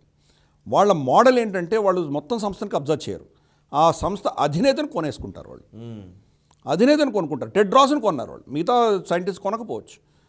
వాళ్ళ ఒక వ్యక్తిని కొంటే కనుక మొత్తం సంస్థ వాళ్ళు ఇట్లా చెప్తే అలా వింటుంది అది. అందుకనే దీని మీద కోపం వచ్చి డొనాల్డ్ ట్రంప్ WHO నుంచి, UNHRC నుంచి, UNESCO నుంచి చాలా వాటి నుంచి ఆయన వైదొలిగారు అమెరికా. జో బైడెన్ వచ్చిన తర్వాత మళ్ళీ ఆయన తిరిగి వచ్చారు దాంట్లోకి. ఇప్పుడు ఈవిడ మిషెల్ బ్యాచ్లెట్ అన్నటువంటి వ్యక్తి హ్యూమన్ రైట్స్ కమిషన్ యొక్క చైర్మన్ ఎవరైతే ఉన్నారో ఆవిడ గతంలో భారతదేశానికి వ్యతిరేకంగా కూడా స్టేట్మెంట్స్ ఇచ్చింది. ఇక్కడ ఇంటాలరెన్స్ పెరుగుతున్నది, మత కలహాలు పెరుగుతున్నాయి, ఇటువంటి స్టేట్మెంట్లు ఇచ్చినటువంటి వ్యక్తి చైనాకు వెళ్ళక ముందరే చైనా క్లీన్ చిట్ ఇచ్చేసింది. చైనా చాలా పారదర్శకంగా వీళ్ళు మానవ హక్కులని ప్రొటెక్ట్ చేస్తున్నది, వీళ్ళు చాలా అద్భుతమైన టెక్నాలజీ ఉన్నది, వీళ్ళు పావర్టీని మొత్తం తీసేసింది, అక్కడ ఆకలి చావులన్నవి లేవు, ఎవరు కూడా పేదరికంలో లేరు, చాలా అద్భుతమైనటువంటి ప్రోగ్రెస్ చైనాలో ఉంది అని ఆల్రెడీ వాళ్ళకి సర్టిఫికేట్ ఇచ్చేసింది. సరే, బీజింగ్లో దిగంగానే షీ జిన్పింగ్ని కలవడానికి ప్రయత్నం చేస్తే షీ జిన్పింగ్ ఆవిడతోటి వర్చువల్ సమ్మిట్ పెట్టాడు. బీజింగ్లోని ఇద్దరూ ఉంటూ ఫిజికల్గా కలవలేదు. అంటే ఫస్ట్ షీ జిన్పింగ్ సంబంధించి చాలా ప్రశ్నలు ఉన్నాయి. చాలా రోజులకి మనం అనుకుంటున్నాం, ఆల్మోస్ట్ 3 సంవత్సరాలు 2.5 సంవత్సరాల పైన ఆయన బయటికి రాలేదు. కాబట్టి ఆ సంగతి ఒకటి ఉండగా ఈవిడని డైరెక్ట్గా ఫిజికల్గా కలవలేదు. ఆ సమ్మిట్లో పైపెచ్చు ఆయన ఇచ్చినటువంటి స్టేట్మెంట్స్ ఏమున్నాయంటే మానవ హక్కుల మీద ఈమెకి లెక్చర్ ఇచ్చాడు ఆయన. వేరే దేశాలు ఇంకొక దేశంలో ఉన్నటువంటి మానవ హక్కుల మీద మాట్లాడే అధికారాలు లేవు, ఆ దేశాల్లో ఎటువంటి మానవ హక్కుల ఉల్లంఘనలు జరుగుతున్నదో దాని గురించి వాళ్ళని ఫోకస్ చేయమనండి, అది ఇది అంటే ఈమె కితాబ్ ఇచ్చాడు. ఓకే. తర్వాత వాంగ్ ఈ వాళ్ళ ఫారెన్ మినిస్టర్ బుక్ ఒక పుస్తకం ప్రజెంట్ చేశారు ఈమెకి. ఆ పుస్తకం ఏంటంటే Xi Jinping's way of human rights. Xi Jinping యొక్క పారదర్శకత మానవ హక్కులకు సంబంధించి రాసినటువంటి పుస్తకం అది. షీ జిన్పింగ్ మానవ హక్కుల గురించి మాట్లాడుతున్నాను, ఇంతకంటే హాస్యాస్పదం ఇంకేమీ లేదు. యూఘర్ ముస్లిమ్స్కి వెళ్ళడానికి ఈవిడని క్వారంటైన్ చేసి పెట్టారు. 7 రోజుల పర్యటన. ఫస్ట్ ఈవిడని క్వారంటైన్ చేశారు, తర్వాత నెక్స్ట్ ఆవిడని అక్కడ పంపించేటప్పుడు కూడా వాళ్ళు గైడెడ్ టూర్లో తీసుకెళ్తారు. ఆవిడకి స్వతంత్రం ఉండదు. వచ్చి రిపోర్ట్ ఇవ్వబోతోంది, చాలా అక్కడ ఏమీ లేదు, అంత సాఫీగా జరుగుతుంది, స్టేట్మెంట్ ఇవ్వబోతోంది. యునైటెడ్ నేషన్స్ సంస్థ నుంచి స్టేట్మెంట్ వచ్చిందంటే కనుక దాన్ని ఎవరు కూడా ఏం అపోజ్ చేయగలరు. కాబట్టి ఇటువంటి గేమ్స్ చైనా ఆడుతున్నది. వాళ్ళకున్న ధన బలంతో వాళ్ళు ఏ సంస్థనైనా కొనుక్కొని ఎటువంటి నెరేటివ్నైనా బిల్డ్ చేయగలిగినటువంటి కెపాసిటీ వాళ్ళకు ఉన్నది. నిజంగా జో బైడెన్ లాంటి వ్యక్తి నిజంగా దాన్ని అపోజ్ చేయగలడా అనేది పెద్ద ప్రశ్న. Correct sir. ఇంకా మరొక వైపు ఐఎంఎఫ్, ఇంటర్నేషనల్ మానిటరీ ఫండ్, ఇండియాని కొంత ఈ రీకన్సిడర్ చేయాలి ఎక్స్పోర్ట్స్ విషయంలో అనేది. మనం ఎక్స్పోర్ట్స్ ఆపేసాం చాలా. లాస్ట్ టైం కూడా మనం మాట్లాడాం, గోధుమల్ని ఎక్స్పోర్ట్ చేయడం రద్దు చేస్తూ నిర్ణయం తీసుకుంది భారత్ అని. దీని విషయంలో ప్రపంచ దేశాల నుంచి కూడా చాలామంది విజ్ఞప్తులు చేస్తూ ఉన్నారు. ఆఖరికి ఐఎంఎఫ్ కూడా అడగాల్సిన పరిస్థితి వచ్చేసింది. ఐఎంఎఫ్ చీఫ్ క్రిస్టలినా జార్జియేవా స్వయంగా తాను అప్పీల్ చేయడం జరిగింది. ఎందుకని అసలు భారత్ ఈ ఎగుమతుల్ని ఆపింది? దాని కథా కమామిషి ఏంటి అసలు? దీంట్లో విడంబన ఏంటంటే యూరోపియన్ యూనియన్ కమిషన్కి సంబంధించినటువంటి ప్రవక్త భారతదేశాన్ని బెదిరించాడు, అవహేళన చేశాడు. ప్రతి దేశం కనుక ఇలా బ్యాన్ చేసుకుంటూ పోతే ప్రపంచం ఏమవుతుంది, కాబట్టి ప్రతి దేశం ఇలా బ్యాన్ చేసుకుంటూ పోకూడదు, వాళ్ళు బ్యాన్ని ఎత్తివేయాలి అని చెప్పి ఫస్ట్ ఆయన ఒక బెదిరింపు చర్యగా, ఒక అవహేళన చర్యగా మాట్లాడాడు అతను. ఇమ్మీడియట్గా సర్ప్రైజ్ చైనా మనకు డిఫెన్స్గా వచ్చింది. చైనా ఏం చెప్పిందంటే భారతదేశం స్వతంత్ర దేశము, వాళ్ళ ఇంటర్నల్ ఫుడ్ సెక్యూరిటీ, వాళ్ళ ఆహార సెక్యూరిటీ చూసుకున్న తర్వాతనే వాళ్ళు ఎక్స్పోర్ట్స్ చేయొచ్చు, దీన్ని మేము భారతదేశం యొక్క డెసిషన్ మేము సమర్థిస్తున్నామని చైనా మన పక్షాన్ని నిలబడింది.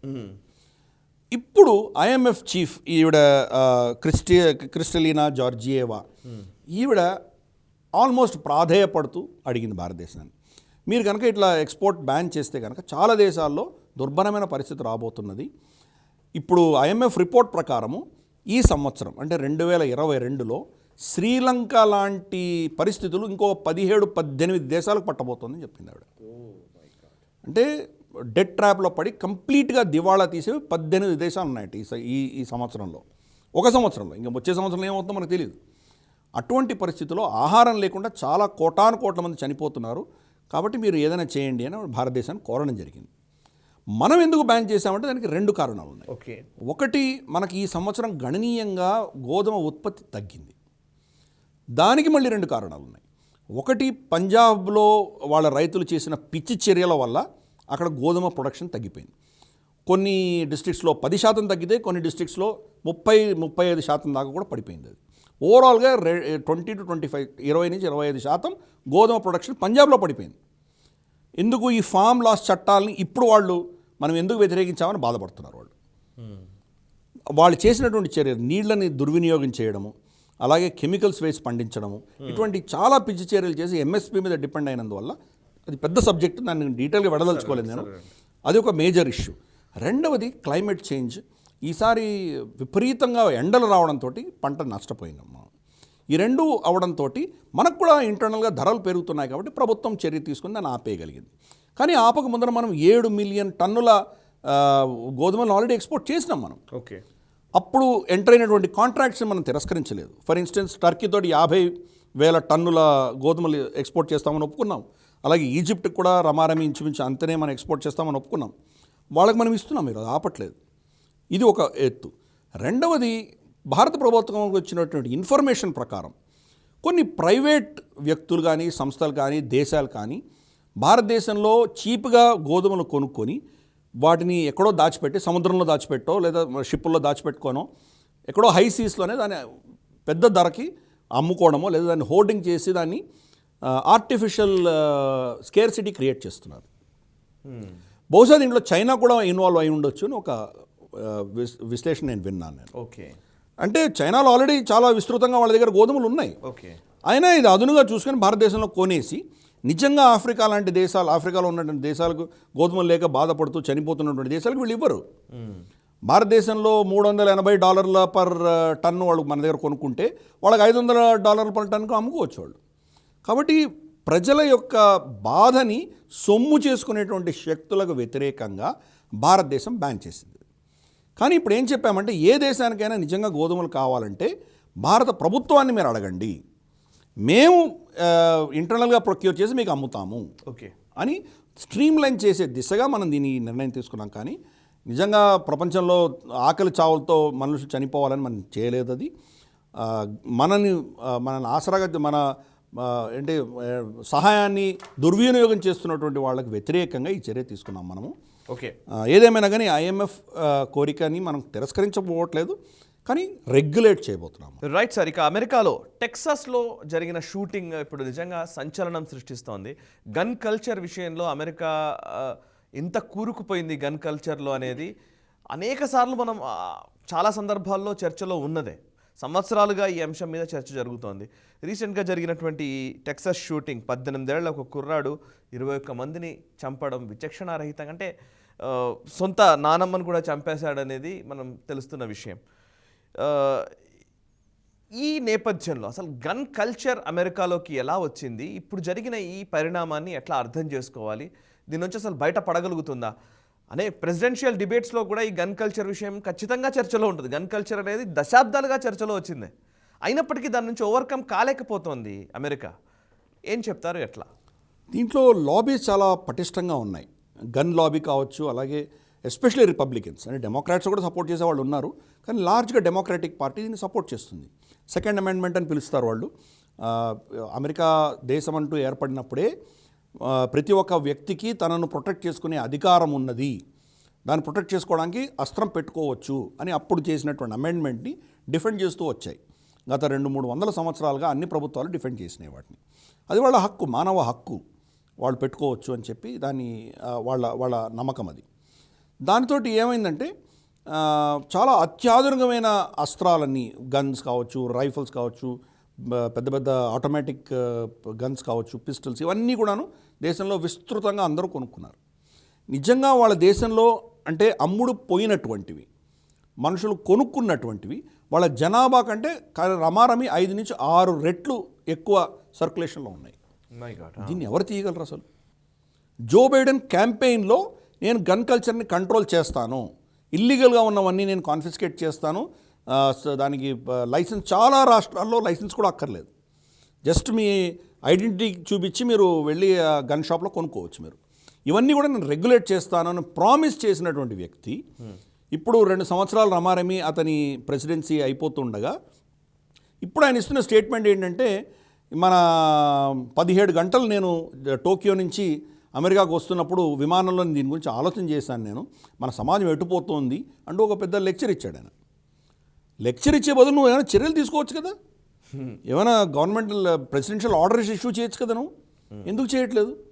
పైపొచ్చి టెక్సాస్లో 21 ఏళ్ళు వస్తే కానీ మీరు గన్ కొనుక్కోవడానికి వీల్లేదు. ఈ అబ్బాయి 18 ఏళ్ళు మాత్రమే. 18 ఏళ్ళ వ్యక్తికి ఎలా వచ్చింది గన్ను? కొన్ని రాష్ట్రాలు అయితే దాన్ని 18 ఏళ్ళకి తగ్గించాయి.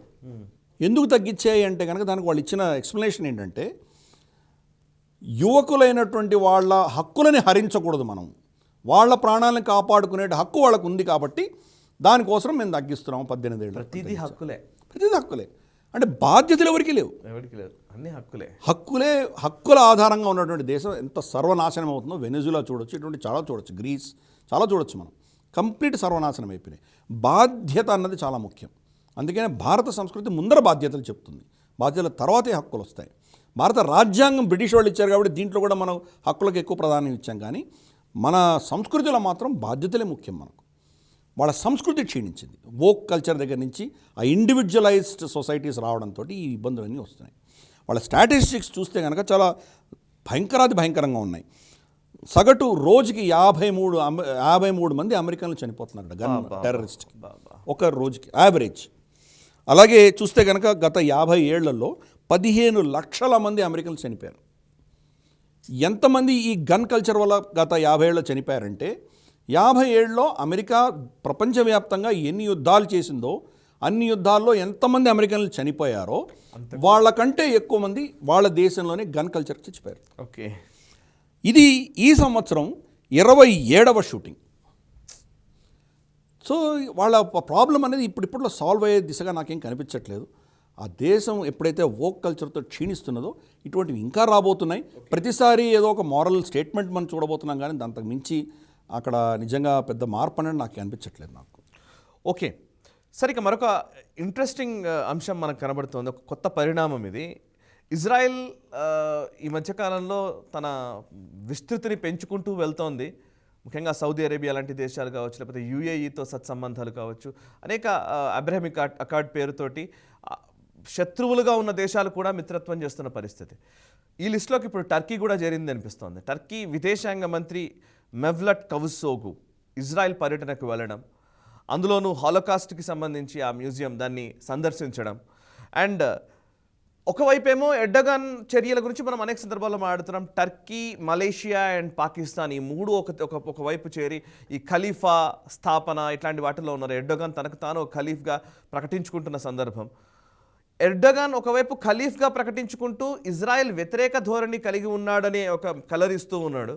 బట్ వేరాజ్ మళ్ళీ ఇజ్రాయెల్కి తమ దూతగా విదేశాంగ మంత్రిని పంపించారు. బట్ పాకిస్తాన్ మాత్రం అదే మొండి వైఖరి ప్రదర్శిస్తోంది. ఈ రెండింటిని మీరు ఎట్లా విశ్లేషిస్తారు? యాక్చువల్గా పాకిస్తాన్ నుంచి కూడా ఒక డెలిగేషన్ ఇజ్రాయెల్కి వెళ్ళింది గత వారం క్రితం. ఓకే, కానీ అఫీషియల్గా వెళ్ళలేదు, అఫీషియల్ అని చెప్పలేదు. దాన్ని కప్పిపుచ్చే దిశగా వీళ్ళు చాలామంది ప్రయత్నం చేశారు. కానీ అంటే ట్రాక్ టు డిప్లొమసీలో ఏదో జరుగుతోంది.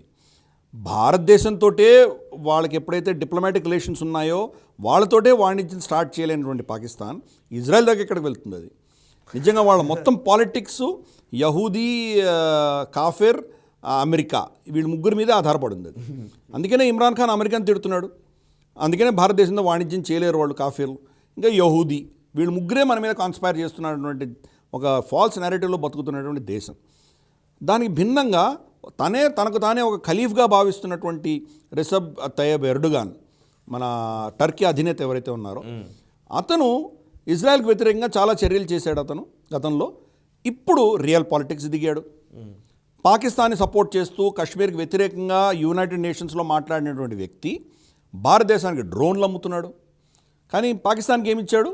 ఎర్టుగుల్ సినిమాలు సిరీస్ ఇచ్చాడు అంతే, వాళ్ళకి అంతకు మించి ఏమి ఇవ్వలేదు. ఇజ్రాయెల్తో ఈరోజు సంబంధాలు పెట్టుకుంటున్నాడు. ఇజ్రాయెల్ ఎందుకు కావాల్సి వచ్చింది అతనికి? ఎందుకంటే మన గల్ఫ్ నుంచి అతని gas oil pipe lines Israel గుండా రావాలి అతనికి. ఓకే, అది లేకపోతే కనుక అతని ఎకానమీ చాలా తీవ్రంగా దెబ్బతింటుంది.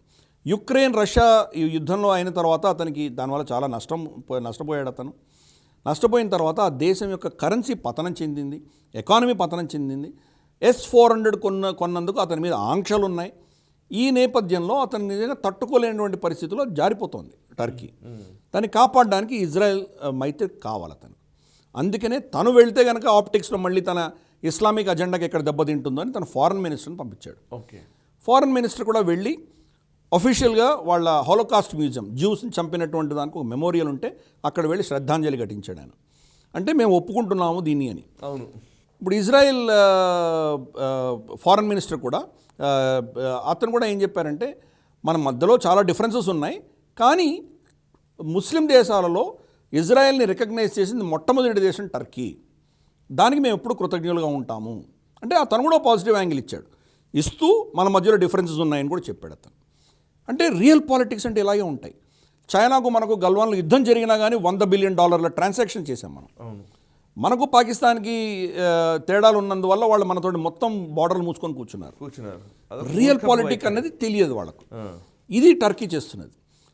సరే, ఆప్టిక్స్ కోసం ఏం చేశారంటే అల్-అక్సా మాస్క్ కూడా వెళ్ళొచ్చాడు. పాలెస్టీనియన్ అథారిటీ వాళ్ళని కలిసి అల్-అక్సా మాస్క్ కూడా వెళ్ళొచ్చాడు. కానీ ఎఫెక్టివ్గా చూస్తే కనుక ఈరోజు మొత్తం ఇస్లామిక్ దేశాలలో ఇజ్రాయెల్ని అపోజ్ చేస్తున్నది ఏకైక దేశం పాకిస్తాన్. మిగతా అన్ని దేశాలు కూడాను ఏదో డిప్లొమాటిక్ రిలేషన్స్ ఉన్నాయి, లేదా డిప్లొమాటిక్ రిలేషన్స్ లేనటువంటి దేశాలు కూడా వాళ్ళతో కోఆపరేట్ చేస్తున్నాయి. Okay, for instance Saudi Arabia తీసుకుందాం, సౌదీ అరేబియా వాళ్ళు ఎయిర్ స్పేస్ ఇస్తున్నారు. అవును. యుఏఈ ఏకంగా సరే వాళ్ళ మైత్రి, అద్భుతమైన మైత్రి ఉన్నది వాళ్ళకు. కాబట్టి రియల్ పాలిటిక్స్ దేశ హితం కోసం మనం ఆలోచన చేయాలి, కానీ పనికి మాలిన ఫేక్ నేరేటివ్లు పెట్టుకుంటే ఏ దేశమైనా ఎలా భ్రష్టత్వం చెందుతుందనడానికి పాకిస్తానే ఉదాహరణ. ఎస్, ఇంకా పాకిస్తాన్ ఎంత భ్రష్టత్వం చెందుతుందో మాట్లాడదాం సార్. ఇంకా చాలా ఉన్నాయి ఇష్యూస్. ఒక్కసారి దానికి వచ్చే ముందు జో బైడెన్ కి ఎట్టకేలకు మొత్తానికి యుఎస్ కాంగ్రెస్ నుంచి అప్రూవల్ లభించింది $40 బిలియన్ ప్యాకేజ్ ఉక్రెయిన్కి ఇవ్వడం కోసం. కోర్స్ ఉక్రెయిన్ రష్యా కాన్ఫ్లిక్ట్ ఎంతో కొంత సమసిపోయింది అనిపించిన టైంలోనే మళ్ళీ ఆ ఇద్దరి మధ్య ఇంకా అగ్నికి ఆజ్యం పోస్తున్నట్టుగా అమెరికా ఆయుధ సహకారం అందించడం కోసం డబ్బుల్ని వాళ్ళకి శాంక్షన్ చేస్తున్న పరిస్థితి కనబడుతోంది. $16.44 బిలియన్ ఇప్పటికే ప్రకటించారు, ఇప్పటికే ఇచ్చారు. ఇప్పుడు $40 బిలియన్ అదనంగా ఇవ్వబోతున్నారు. సో ఇంకా ఈ యుద్ధం తీవ్రం అవుతోందా? రష్యా కొంత టఫ్ టైంని ఫేస్ చేయక తప్పదేమో అనిపిస్తోంది. మీరేమంటారు? నిజంగా ఈ అమెరికన్ వైఖరి చాలా మూర్ఖంతో కూడినటువంటిది, చాలా ఎంత హిపోక్రసీతో కూడినటువంటిదో మనం చూడవచ్చు. చైనా అసలైన శత్రువు వాళ్ళకని ఆల్రెడీ వాళ్ళ మొత్తం ఎస్టాబ్లిష్మెంట్ ఐడెంటిఫై చేసింది. అయినా కానీ బైడెన్, యాంటనీ బ్లింకిన్ వీళ్ళు ఏం చెప్తున్నారంటే వాళ్ళతోటి మాకు విభేదాలు ఉన్నాయి, వాళ్ళతోటి మాకు కాంపిటీషన్ ఉంది అని చెప్తున్నాడు. కాంపిటీషన్ ఉంది కానీ వాళ్ళ శత్రువులు కాదు మాకు అని చెప్తున్నారు చైనా. భిన్నంగా రష్యాకు వచ్చేసరికి రష్యా మొత్తం దేశమే ముక్కలైపోవాలి, రష్యన్ ప్రెసిడెంట్ వ్లాడిమిర్ పుటిన్ దిగిపోవాలి, ఆ దేశం కంప్లీట్గా సర్వనాశనం అవ్వాలి అని క్లియర్ కట్ అజెండాతో వాళ్ళు వెళ్తున్నారు. ఇప్పుడు ఈ $40 బిలియన్ అప్రూవల్ తెచ్చుకున్న తర్వాత మొత్తం కలిపి $56.44 బిలియన్ ఆయుధ సామాగ్రి యుక్రెయిన్కి ఇవ్వబోతున్నాడు. ఒక సంవత్సరం అంటే 2022 బడ్జెట్ రష్యాకి సంబంధించి, అంటే యుద్ధ బడ్జెట్, యుద్ధం చేస్తున్నటువంటి దేశం బడ్జెట్ మామూలు బడ్జెట్ కంటే ఎక్కువ ఉంటుంది. అటువంటి యుద్ధ బడ్జెట్, యుద్ధం ఉన్నటువంటి సంవత్సరంలో వాళ్ళ బడ్జెట్ $51.33 బిలియన్ మాత్రమే. అంటే మొత్తం రష్యా డిఫెన్స్ బడ్జెట్ కంటే కూడా ఒక $4-5 బిలియన్ ఎక్కువ అమెరికా యుక్రెయిన్కి ఇస్తోంది. దీన్ని ఏమనాలి మనం? వాళ్ళు ఆఫ్ఘనిస్తాన్లో ఎన్ని సంవత్సరాలు, 20 సంవత్సరాలు ఎన్ని సంవత్సరాలు ఉన్నారో మొత్తం వాళ్ళు ఖర్చు పెట్టింది, వాళ్ళు ఉన్న సంవత్సరాలతోటి కనుక మనం భాగిస్తే సంవత్సరానికి ఎంత యావరేజ్ వాళ్ళు ఖర్చు పెట్టారో ఆ యావరేజ్ డబుల్, రెట్టింపు ధనం యుక్రెయిన్కి ఇస్తుంది. ఓకే, అంటే ప్రత్యక్షంగా యుద్ధం చేసేదానికంటే కూడా పరోక్షంగా యుద్ధంలో వాళ్ళు ఇంకా ఎక్కువ ధనం కోల్పోతున్నారు. అమెరికా ట్యాక్స్ పేయర్స్ దగ్గర నుంచి ఈ ధనం తీసుకుని వాళ్ళు యుక్రెయిన్కి ఇస్తున్నాడు. దీనివల్ల ఎవరు లాభం చెందుతున్నారు? వాళ్ళ డిఫెన్స్ ఇండస్ట్రీ లాభం చెందుతోంది. ప్రజలు ఏమవుతున్నారు? ప్రజలకి బేబీ ఫుడ్ లేదు, చిన్నపిల్లలకి ఆహారం లేదు, పెట్రోల్ ధరలు $5.5 పర్ గ్యాలన్ పెరిగిపోయింది. అది ఇన్ఫ్లేషన్ ఆల్మోస్ట్ 10-12% వెళ్ళిపోయింది. అది దుర్భరమైన పరిస్థితి అమెరికా వెళ్తోంది. అయినా ఆయన ఫోకస్ ఎక్కడున్నది? ఆ దేశము, వాళ్ళ దేశ ప్రజలు కాదు. ఎక్కడో ఆయనకు ఉన్నటువంటి శత్రుత్వము, పాతపు చింతకాయ పచ్చడి, ఎప్పుడో మన ఏమంటే కోల్డ్ వార్కి సంబంధించిన సోవియట్ యూనియన్ ఆ భావజాలంతో ఈరోజు కూడా బతుకుతున్నారు. అలాగే నేటో ఎక్స్పాన్షన్, ఇవన్నీ చేయడం వల్ల రష్యా దెబ్బతింటుంది తప్పకుండా. కానీ అంతకంటే పెద్ద దెబ్బ వెస్టర్న్ దేశాలు తినబోతున్నాయి. అమెరికా అలాగే యూరోప్ భయంకరంగా దెబ్బతినబోతున్నాయి బైడెన్ చేస్తున్నటువంటి ఈ పిచ్చి చర్యల వల్ల. ఇదే ధనం కనుక నిజంగా దేశంలో వెచ్చించుంటే ఈ పాటికి అక్కడ ఉన్నటువంటి ఈ సమస్యలన్నీ కూడా పరిష్కారం వచ్చి ఉండేది. లేదా ఆ ధనాన్ని తీసుకెళ్ళి దుర్భరంగా ఉన్నటువంటి దేశాలు ఏవైతే ఆఫ్రికన్ దేశాలు ఉన్నాయో అక్కడ కనుక ఇన్వెస్ట్ చేసి ఉంటే కనీసం చైనా బెల్ట్ అండ్ రోడ్ ఇనిషియేటివ్ని ఎదుర్కోవచ్చు, స్ట్రాటజీగా ఎదుర్కోవచ్చు. సరే వాళ్ళకి ఆహారం పెడతాడా లేదా అది వేరే విషయం.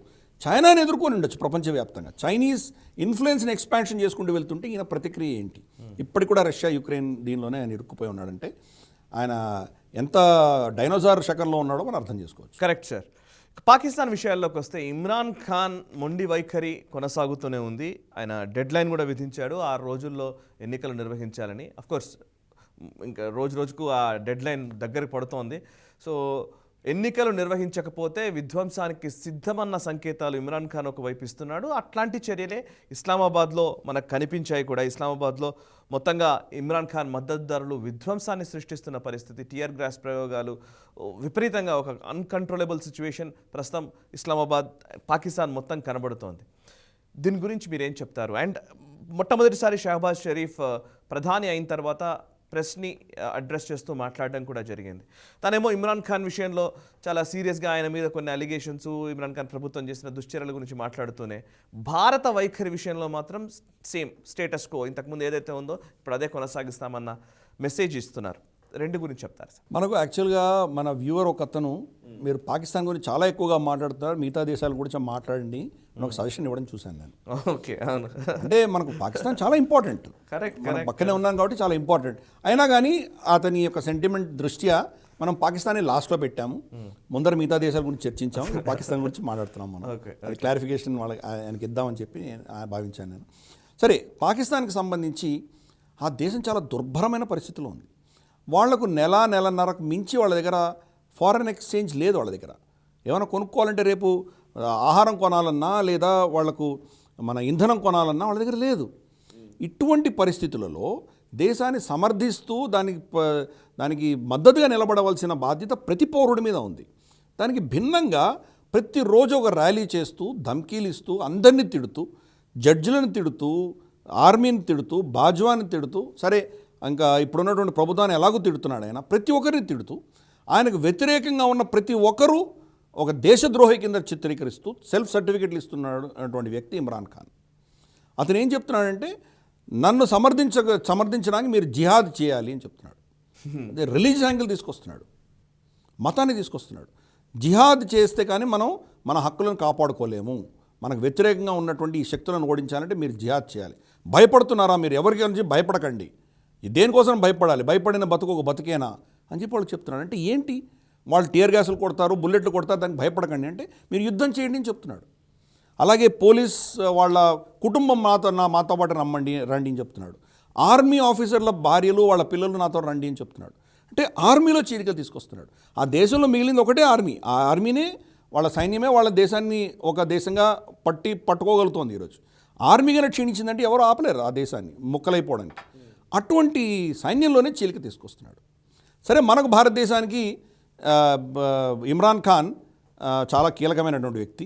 ఆ దేశం చీలిపోతే దానివల్ల వాళ్ళ దేశం నష్టపోవచ్చేమో కానీ మనకు లాభమే చేకూరుతుంది. అలాగైతే Rahul Gandhi BJP star campaigner అంటామో, అలాగే ఇమ్రాన్ ఖాన్ భారతదేశానికి స్టార్ క్యాంపెయినర్ కింద కాకల కార్యం గంధర్వులు పర్ఫెక్ట్ ఇమ్రాన్ ఖానే తీర్చేటువంటి పరిస్థితి. కాబట్టి అక్కడ ఒక సివిల్ వార్ లాగా తయారైంది. ఇస్లామాబాద్లో ఉన్న చెట్లను తగలబెడుతున్నారు వాళ్ళు, చెట్లు తగలబడుతున్నాయి. టియర్ గ్యాస్ చేస్తున్నందుకు ఒక పోలీస్ అతన్ని పట్టుకొని వాళ్ళు చితకబాది చంపేశారు. బుల్లెట్ వూండ్స్ ఉన్నాయని అంటున్నారు. వాళ్ళ దగ్గర ఆయుధ సామాగ్రి చాలా దొరికింది వీళ్ళ పీటీఐ వర్కర్స్ దగ్గర నుంచి. అంటే దేశంలో ఒక అరాచకత, ఒక భయంకరమైనటువంటి సివిల్ వార్ సృష్టిస్తున్నాడు ఇమ్రాన్ ఖాన్. ఇంత చేసినా కానీ అతను 20 లక్షల మంది ఇస్లామాబాద్కి రావాలని కోరితే అంతమంది రాలేదు. సరే, చాలా అరెస్టులు చేశారు, ముందస్తుగా చాలా చర్యలు తీసుకున్నారు వీళ్ళు. అయినా ఎవరైతే వచ్చారో వాళ్ళు చాలా కంప్లీట్గా మోటివేటెడ్ గ్యాంగ్ని తీసుకొని వచ్చాడు అతను అక్కడికి.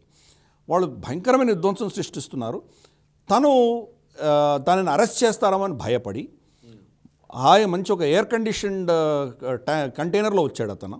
ఇస్లామాబాద్కి వచ్చి సుప్రీంకోర్టు ఒక పర్టికులర్ ప్రాంతంలోనే మీరు ధర్నా చేయాలి అని చెప్తే, అది కాకుండా డి చౌక్ అని ఒకటి చాలా ఇంపార్టెంట్ చౌక్ ఉంది, అక్కడికి వెళ్ళే ప్రయత్నం చేశాడు.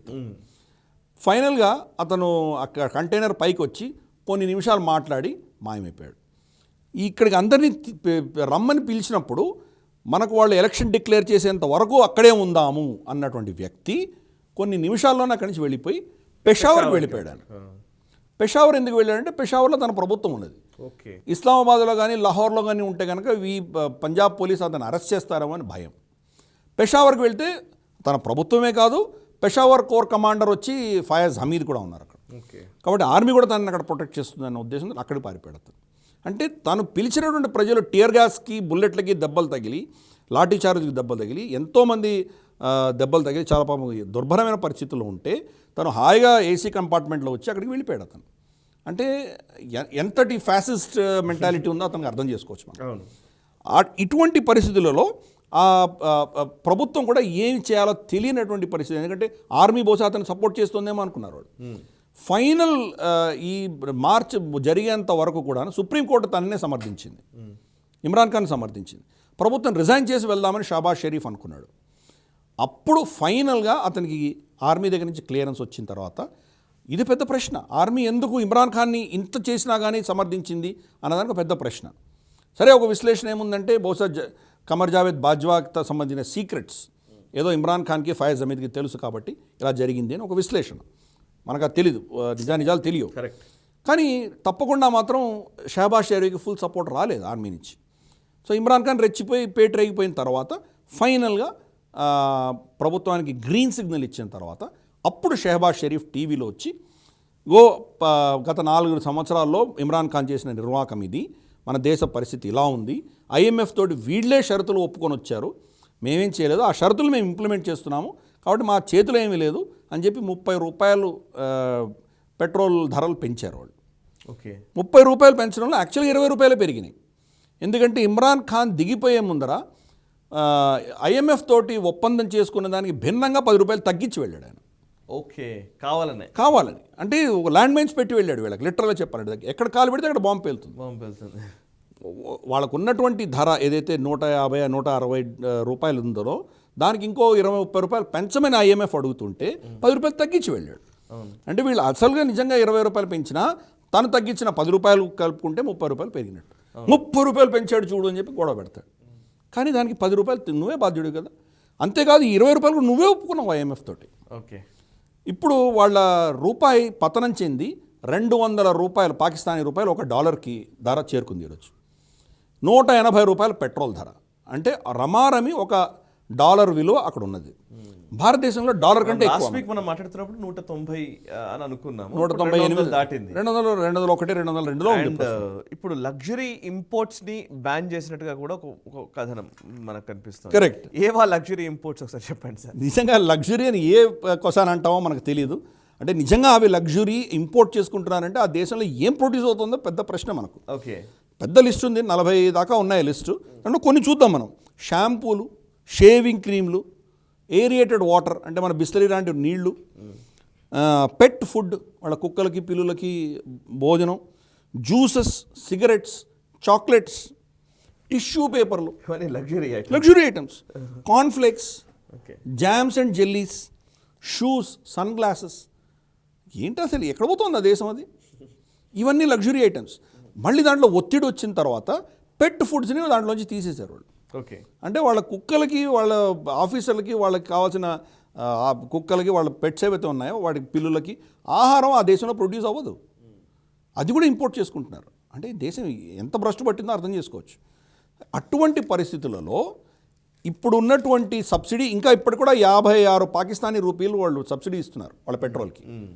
ఒక్కటేసారి 80-90 రూపాయలు పెంచితే కనుక తట్టుకోలేరన్న ఉద్దేశంతో 30 రూపాయలే పెంచారు. వచ్చే కొన్ని రోజులు ఇంకో 50-60 రూపాయలు పెంచాలి వాళ్ళు. నిజంగా వాళ్ళు మొత్తం సబ్సిడీ తీసేస్తే కనుక ఈరోజు భారతదేశంలో ఏ రేటు ఉందో పాకిస్తాన్లో కూడా అదే రేటు ఉండబోతున్నది. కానీ రాహుల్ గాంధీ లాంటి వాళ్ళేమో శ్రీలంకను, పాకిస్తాను మనకంటే రేట్లు తక్కువ ఉన్నాయని చెప్పి వీళ్ళు చాలా ట్వీట్లు చేశారు అప్పట్లో. తక్కువ ఉన్నటువంటి శ్రీలంక పరిస్థితి ఏమైందో తెలుసు మనకు. ఈరోజు పాకిస్తాన్ ఏమవుతుందో తెలుసు మనకు. కరెక్ట్. మనకు అంటే మన మొత్తం ఈ అక్కడి నుంచి ఇంపోర్ట్ చేసుకున్నటువంటి ప్రైస్లో మనకు బర్డన్ లేకుండా, మనకు నష్టం లేకుండా మనం చాలా చాకచక్యంగా దీన్ని మేనేజ్ చేసుకున్నాం కాబట్టి ఈరోజు మనం ఆ పరిస్థితిలో లేము మనం. కరెక్ట్. ఇది మనం గమనించాలి. పాకిస్తాన్ ఎలా జారిపోతుందో ఇది ఒక కారణం. అవును. డిసిప్లిన్ అనేది ఇంపార్టెంట్. ఫిజికల్ డిసిప్లిన్ అనేది మనం చేశాం కాబట్టి కొంచెం మనకు అదనంగా పైసలు వచ్చినా కానీ దాన్ని దుర్వినియోగం చేయలేదు. మనం ఉచితంగా వ్యాక్సిన్స్ ఇచ్చాం అందరికీ. రమారమి 200 కోట్ల వ్యాక్సిన్లు ఇచ్చిన దేశం భారతదేశం ఒకటే.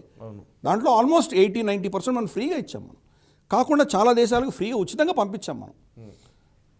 వరల్డ్ హెల్త్ ఆర్గనైజేషన్ యొక్క ప్లాన్ ప్రకారం మనం ఇంకా చాలా ఇచ్చాం మనం. అవును. ఇన్ఫ్రాస్ట్రక్చర్ మీద ఖర్చు పెడుతున్నాం. యుద్ధం ఇప్పుడు మీద ఖర్చు పెడుతున్నాం, ఎక్విప్మెంట్ విషయంలో ఖర్చు పెడుతున్నాం. కరెక్ట్. ఇంత చేస్తున్నప్పుడు ఆ కొద్దిపాటి ధర మనం తట్టుకోవాలి. కరెక్ట్. పాకిస్తాన్లో మీరు ఎంత ఇంక్రీజ్ చేసినా కానీ కూడా ఇంకా ప్రత్యామ్నాయం ఏం లేదు వాళ్ళకు. వాళ్ళ సైన్యానికి కూడా వాళ్ళు జీతాలు అప్పులు తెచ్చుకొని ఇవ్వాల్సినటువంటి దౌర్భాగ్య పరిస్థితి వాళ్ళది. ఈరోజు మనం 2 ఫ్రంట్ వార్, 2.5 ఫ్రంట్ వార్కి సిద్ధమవుతున్నామంటే మన ఆత్మనిర్భరత ఎంత ఉన్నది, వాళ్ళ దౌర్భాగ్యం ఎంత ఉన్నదో అర్థం చేసుకోవచ్చు. Right sir. Thank you very much Mamidi Giridhar garu. చాలా అంశాలు మేము విశ్లేషించారు. Thanks a lot. ఇంకా కొన్ని అంశాలు ఉన్నాయి, బట్ నెక్స్ట్ వీక్ మనం కవర్ చేసే ప్రయత్నం చేద్దాం.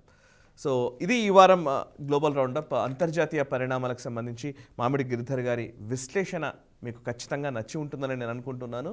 ప్లీజ్ ఈ వీడియోని ఎక్కువ మందికి షేర్ చేసే ప్రయత్నం చేయండి. నచ్చితే లైక్ చేయండి, కమెంట్స్ రూపంలో మీ అభిప్రాయాలు మాతో పంచుకోండి.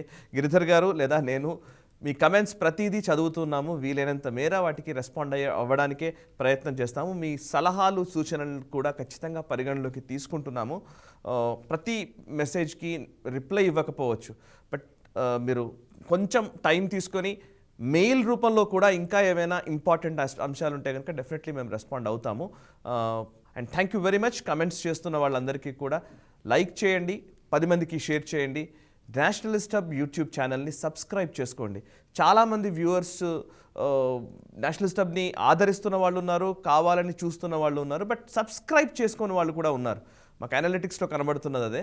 సో ప్లీజ్ ఒకవేళ సబ్స్క్రైబ్ చేసుకోకపోయినట్లయితే కనుక ఖచ్చితంగా ఇప్పుడే సబ్స్క్రైబ్ చేసుకోండి అండ్ బెల్ ఐకాన్ని కూడా ప్రెస్ చేయండి. ఎందుకంటే మీకు మా వీడియోలు నోటిఫికేషన్ రూపంలో మీకు ఎప్పటికప్పుడు మీకు అందుతూ ఉంటాయి. చూస్తూనే ఉండండి నేషనలిస్ట్ హబ్, మనసా వాచా కర్మణ, దేశహితం కోసం.